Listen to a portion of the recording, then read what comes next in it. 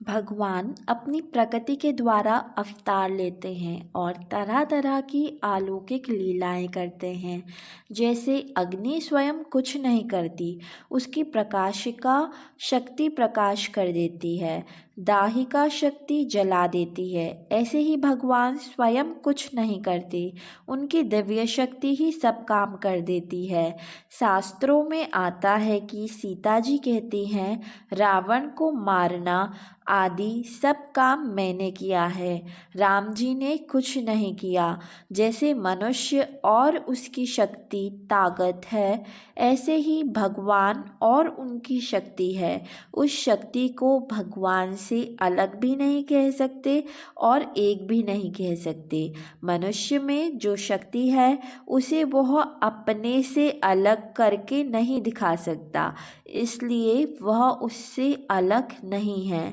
मनुष्य रहता है पर उसकी शक्ति घटती बढ़ती रहती है, इसलिए वह मनुष्य से एक भी नहीं है। यदि उसकी मनुष्य से एकता होती तो वह उसके स्वरूप के साथ बराबर रहती, घटती बढ़ती नहीं। अतः भगवान और उनकी शक्ति को भिन्न अथवा अभिन्न कुछ भी नहीं कह सकते। दार्शनिकों ने भिन्न भी नहीं कहा और अभिन्न भी नहीं कहा। वह शक्ति अनिर्वचनीय है। भगवान श्री कृष्ण के उपासक उस शक्ति को श्री जी, राधा जी के नाम से कहते हैं। जैसे पुरुष और स्त्री दो होते हैं, ऐसे श्री कृष्ण और श्री जी दो नहीं हैं। ज्ञान में तो दैवत्व का अद्वैत्व होता है, अर्थात दो होकर भी एक हो जाता है, और भक्ति में अद्वैत्व का द्वैत्व होता है, अर्थात एक होकर भी दो हो जाता है। जीव और ब्रह्म एक हो जाए तो ज्ञान होता है, और एक ही ब्रह्म दो रूप हो जाए तो भक्ति होती है। एक ही अद्वैत्व तत्व प्रेम की लीला करने के लिए, प्रेम का आस्वादन करने के लिए, संपूर्ण जीवों को प्रेम का आनंद देने के लिए श्री कृष्ण और श्री जी इन दो रूपों से प्रकट होते हैं। दो रूप होने पर भी दोनों में कौन बड़ा है और कौन छोटा, कौन प्रेमी है और कौन प्रेमास्पद, इसका पता नहीं चलता। दोनों ही एक दूसरे से बढ़कर विलक्षण दिखते हैं, दोनों एक दूसरे के प्रति आकृष्ट होते हैं। श्री जी को देखकर भगवान प्रसन्न होते हैं और भगवान को देखकर श्री जी। दोनों की परस्पर प्रेम लीला से रस की वृद्धि होती है, इसको रास कहते हैं। भगवान की शक्तियाँ अनंत हैं, अपार हैं। उनकी दिव्य शक्तियों में ऐश्वर्य शक्ति भी है और माधुर्य शक्ति भी।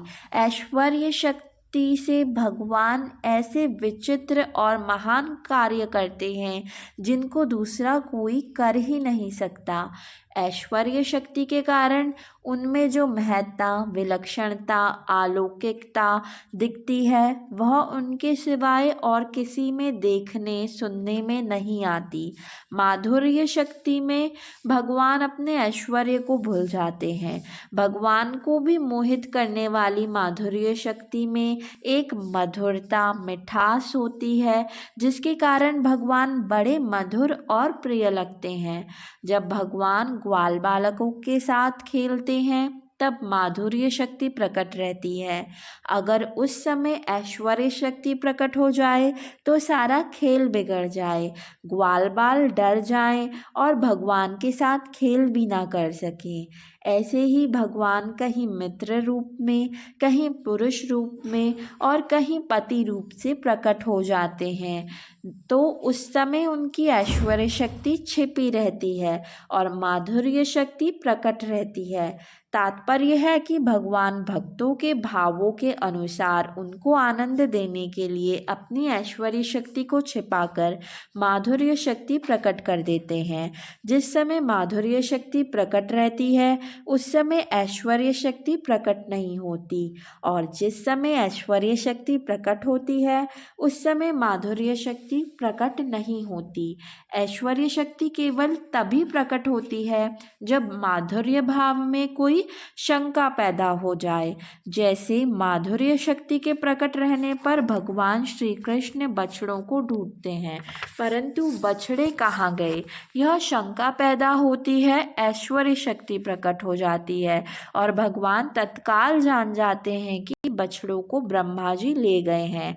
भगवान में एक सौंदर्य शक्ति भी होती है जिससे हर एक प्राणी उनमें आकृष्ट हो जाता है। भगवान श्री कृष्ण के सौंदर्य को देखकर मथुरापुर वासिनी स्त्रियां आपस में कहती हैं, इन भगवान श्री कृष्ण का रूप संपूर्ण सौंदर्य का सार है। सृष्टि मात्र में किसी का भी रूप इनके रूप के समान नहीं है। इनका रूप किसी के संवारने, सजाने अथवा गहने कपड़ों से नहीं, प्रत्युत स्वयं सिद्ध है। इस रूप को देखते देखते तृप्ति भी नहीं होती, क्योंकि यह नित्य नवीन ही रहता है। समग्र यश, सौंदर्य और ऐश्वर्य इस रूप के आश्रित हैं। इस रूप के दर्शन बहुत ही दुर्लभ हैं। गोपनियों ने पता नहीं कौन सा तप किया था जो अपने नेत्रों के दोनों से सदा इनकी रूप माधुरी का पान किया करती हैं। परीक्षित मंच पर जितने लोग बैठे थे वे मथुरा के नागरिक और राष्ट्र के जन समुदाय पुरुषोत्तम भगवान श्री कृष्ण बलराम जी को देखकर इतने प्रसन्न हुए कि उनके नेत्र और मुख कमल खिल उठे, उत्कंठा से भर गए। वे नेत्रों द्वारा उनकी मुख माधुरी का पान करते करते तृप्त ही नहीं होते थे, मानो वे उन्हें नेत्रों से पी रहे हों, जिह्वा से चाट रहे हों, नासिका से सूंघ रहे हों और भुजाओं से पकड़कर हृदय से सटा रहे हों। भगवान श्री राम के सौंदर्य को देखकर विदेह राजा जनक भी विदेह अर्थात देह की सुध बुध से रहित हो जाते हैं और कहते हैं, वन में रहने वाले कोल भील भी भगवान के विग्रह को देखकर मुग्ध हो जाते हैं। प्रेमियों की तो बात ही क्या, वैर भाव रखने वाले राक्षस, खर, दूषण भी भगवान के विग्रह की सुंदरता को देखकर चकित हो जाते हैं और कहते हैं कि भगवान दिव्य सौंदर्य की और प्रेमी, विरक्त, ज्ञानी, मूर्ख, वैरी, असुर और राक्षस तक सबका मन आकृष्ट हो जाता है।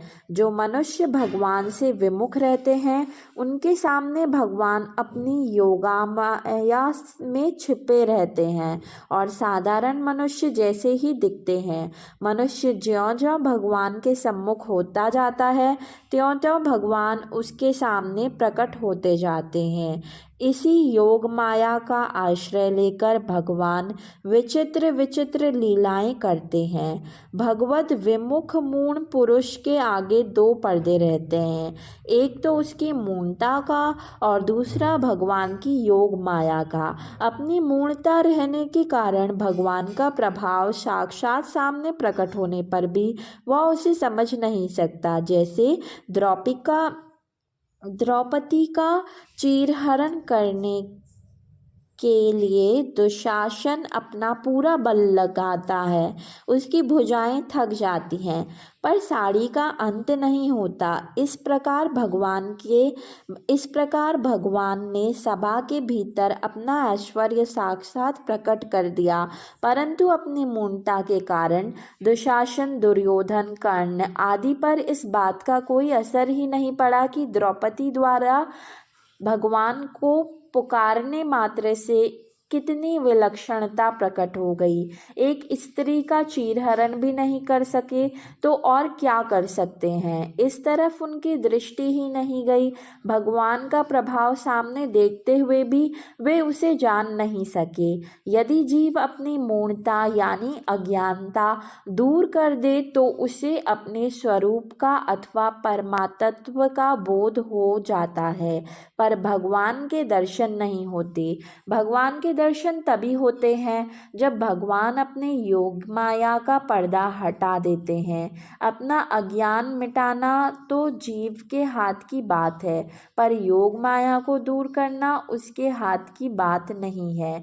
वह सर्वथा भगवान के शरण हो जाए तो भगवान अपनी शक्ति से उसका अज्ञान भी मिटा सकते हैं और दर्शन भी दे सकते हैं।